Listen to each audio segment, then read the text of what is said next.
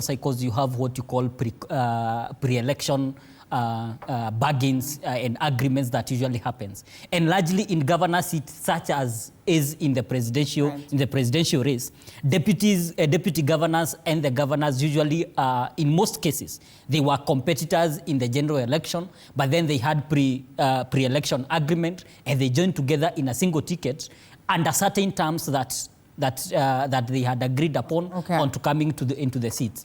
And the initial friction that you saw among governors and their deputies were based on those agreements, either by non-fulfillment or even at some level, those agreements being tossed out. That is one context that you can look at that lens. Why should we look at this, roadside, we'd want to call them agreements, and overlook what the Constitution says?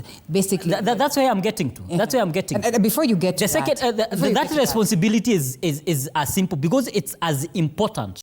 How you get through the election process is as important in your governance, because that's the relationship that you're talking about. Because remember, the deputy and the governor, they are going to be inseparable in the capacity that the governor and the deputy, they still stand in one ticket.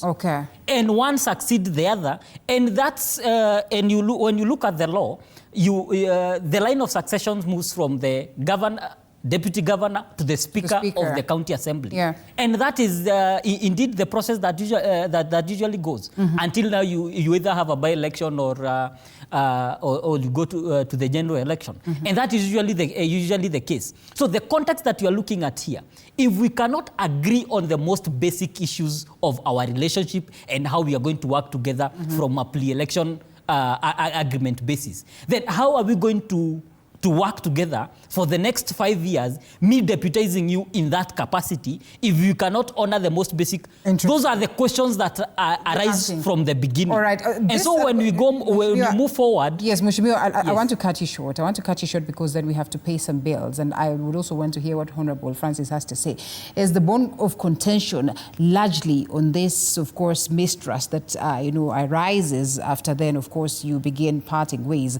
Or is it the fact that the Constitution, like you have always said, has not accorded you, specific duties that would be, that would actually justify the reason as to why then we have this particular seat, such that you do not have to sit as flower girls, as one would want to call it, And we take a quick short break, and then we come back on that very note, just to understand why would you even imagine of this seat being scrapped off, as opposed to you who is seated there justifying the need for us to have the seat.